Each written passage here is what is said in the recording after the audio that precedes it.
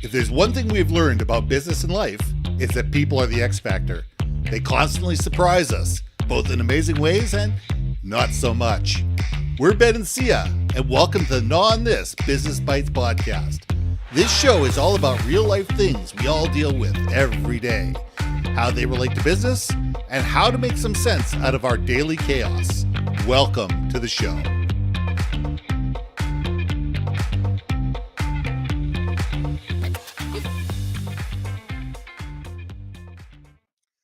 And welcome back to another episode of Gnaw on This Business Bites. I'm Ben. This is Syya, the shoulder shifting queen. And today we're going to talk about. That's right. Get comfortable. Get comfortable, because we're going to talk about being comfortable, being uncomfortable. The world is an uncomfortable place.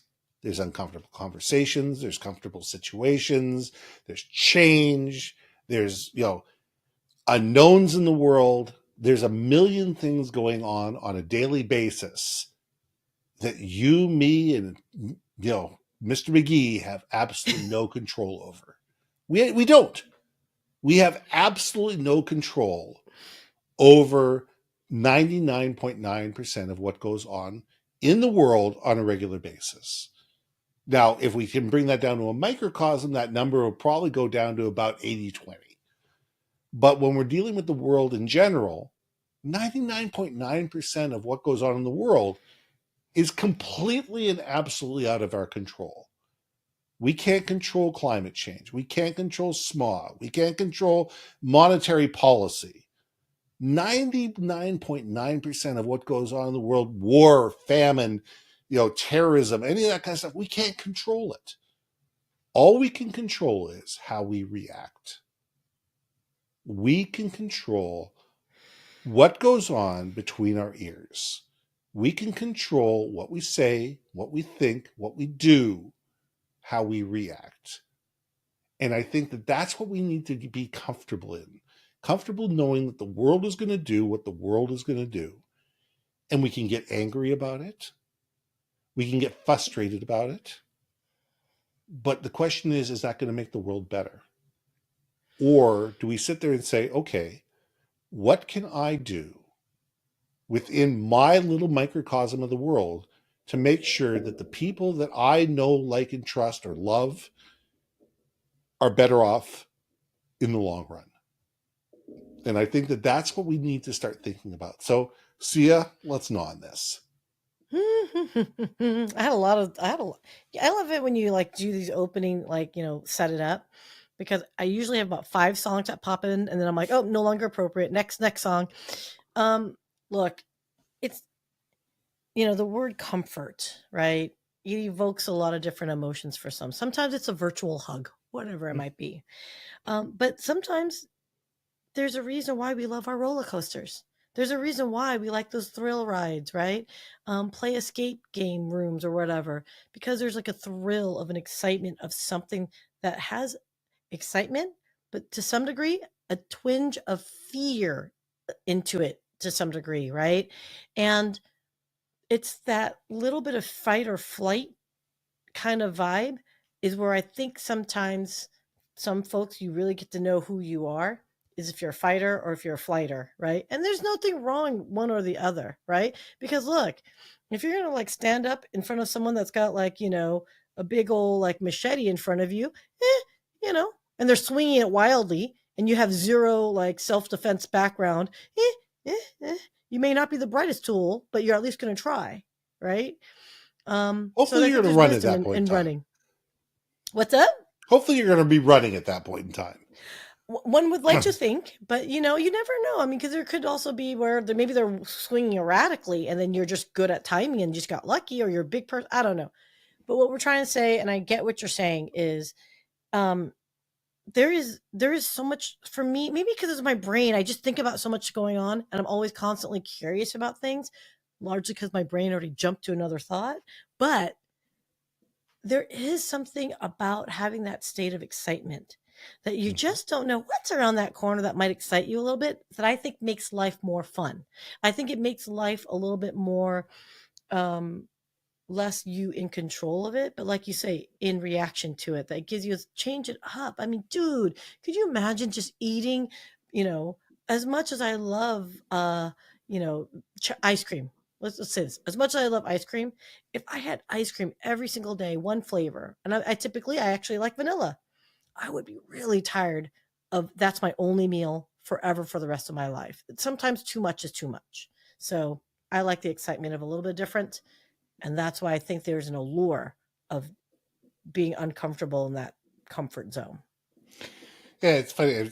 You just total tangent, but I remember a friend of mine got a job in a chocolate factory, and Was his they name Willy Wonka or no, Charlie his name was Bucket? not Willy Wonka. His name was not Charlie Bucket, Oh, but he was allowed to eat as much chocolate as he wanted, and he could bring chocolate home. And as he said, for the first 6 months, you went to town. After 6 months, it lost its interest. Like everybody you knew had enough chocolate. Like, God, you brought me. No, please don't bring me any more chocolate. You're sitting there going, okay, if I eat any more chocolate, I'm going to be 450 pounds. yeah. And, Yeah. and I think the chocolate factory knows that. They know that all of a sudden something's new and exciting and we're going to splurge and we're going to indulge and binge or do whatever we want. But after a while, we get complacent. Yeah. And we just sit there, go, oh God, no more chocolate, please. I'm not sure I'd ever get there, but that's a different story altogether. But we need, and I'm trying to remember where I was going with this, but when we sit there and say, if we make things too comfortable for people and we make things too easy for people, they're not willing to risk. And our entire being is built upon risk. We'd never get married if we didn't risk. We'd never have children if we weren't at risk. We'd never, graduate from high school if we did risk. We'd never graduate from college if we weren't about risk. We'd never apply for jobs if we didn't have some form of risk. We need some type of risk in our life. We need something in our life constantly that's driving us towards what's next. And that it's not every day. Like if you're changing jobs every week, there's something wrong with you. Okay, there is. Either you're getting fired and you need to have a real quick look inside, or you're sitting there going, you're one of these ADHD people who just can't handle, you know, doing the same thing over and over and over again, and you need to figure out what can you do to be a little bit, more on the spectrum. Um, but we need to sit there and say, okay, who are we as a person? What level of risk and what level of complacency is good and what's not healthy? And what's right for you is not right for me. I mean, I love your roller coaster analogy.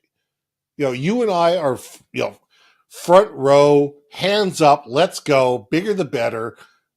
You know, throw me on as many rides as humanly possible. There are people I know you wouldn't get on a roller coaster for $1 million. Yeah. For $1 million, you wouldn't get them on the kiddie roller coaster in Toontown. That's made for 8-year-olds or 6-year-olds. You wouldn't get them on that roller coaster for $1 million. So I think we all need to sit there and say, what's our level of discomfort? Because my level of discomfort is way different from other people's, and the amount of risk I'm willing to take is way different from other people's. Doesn't make theirs wrong. It doesn't make mine right. It means what's right for me and what's right for them. Yeah. No, I'm right there with you. Okay, first off, roller coaster ride. I am of the school of thought that I just happened to see a truck stop in front of my house. It's a little yellow bus. Anyway, okay, I'm not quite sure why it's in front of my house, but okay, little They're yellow coming to bus. get you. I don't have children, everyone, but apparently I might have a child coming at my door now. There you go. Um, Trick or treat. already, wait, okay, so yeah, no, so the thing about that you just mentioned, though, we had already a discussion on complacency and contentment, Right. right? Um, I think if you are content, it's an easier opportunity for you to put yourself up and out there to experience that new thing that, uh, danger zone, stranger danger, or get in on that roller coaster ride that you've never been on before, right? Um, I think it's the ones that are complacent, especially is I think with this topic really is kind of leaning into is, well, what is it that's really kind of keeping you back from taking that step to try something new, to get out of that contentment zone where you're learning, right? You're constantly pushing yourself a little bit. And it's rooted in that fear. I don't know if it's fear of failure, fear of stability, fear of what you consider stability. That to me has always been fascinating to me. So anyone in the audience that's like listening in, I would like to know, because I see this on LinkedIn so many times. Why don't you do XYZ? Because we're fear of change. Well, then what is it? How are you overcoming it? Um, some people have high anxiety. That's just how they're wired, Yeah. right? So, I would love to see how other people are managing that. Full disclosure, I don't have anxiety, you guys. I don't get anxious over things. Maybe because I'm not smart enough to have that fear chip, people. I am that like I am that person that's like, I will volunteer for something. What did I just volunteer for? Kind of Yes. kid. The answer is Right. yes. Okay. What did I just get myself into? And then you kind of work your and but You work your way I'm through almost it. 50. Ben, I'm almost 50. I have yet to experience something where I said, well, that was a, show, right? Like, uh, I've managed to pull myself out every single time. I'm just not saying, oh, look at me. What I'm trying to say is maybe for those that have that high anxiety, have that high stress, if you could lean into a little bit of rock and roll, if you're a little bit of country, you know what I'm saying? Like if you're a little bit more about the jungle cruise at Disneyland, but you know what? Every now and then go ahead and jump out of a plane. I'm kidding, don't do that if you're not comfortable. But maybe try something a little bit different. If you're afraid of the heights, go go to Sears Tower. I don't even know think it's called Sears Tower No, anymore. it's a Maybe I'm Willis Tower. dating It's myself. now the Willis Tower. The Willis Yeah. Tower, yeah. Um, yeah, you're just really making me chew on and gnaw on this a little bit because we have such great opportunity to react to something if there's opportunity that we're open to, right? And I think that's again that. And I also think we can't be so close to judge people because they're not living up to our discomfort level or our comfort level, you know, Or lack of or comfort lack of level, yeah. comfort level. I think we live our lives going, geez, they're doing it, so I should do it. No, if they're doing it, maybe you shouldn't be doing it. Maybe it's right for you. Maybe it's not right for you. It's got to be what's right for you in your life. I mean, don't live your life in fear.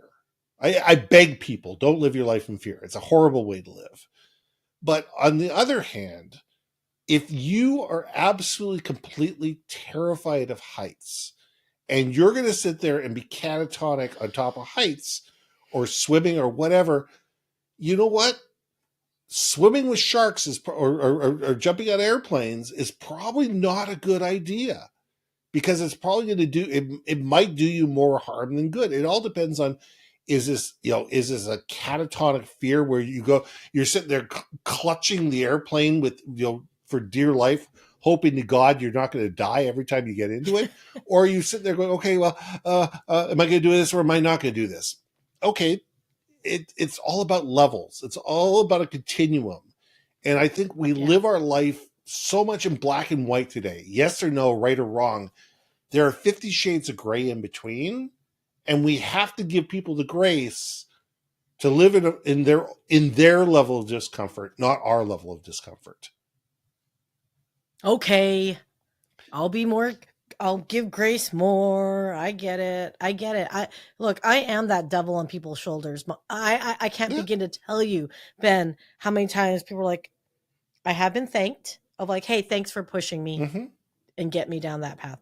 I also have gotten chastised by, I don't know, people's spouses for whatever reason saying, why did you do that to so and so? To which my reply is, you guys are all adults. Everyone listening to this most likely are adults. You make your own decisions. Some people are going to encourage you to do things that maybe may not be the best thing, but it was good fun at the time. But you know what? Hey, now you can say you got a story to tell. That's right. And in the end, it's your decision. It's Yes. your decision whether you're going to do it or not. You know, you pull the trigger.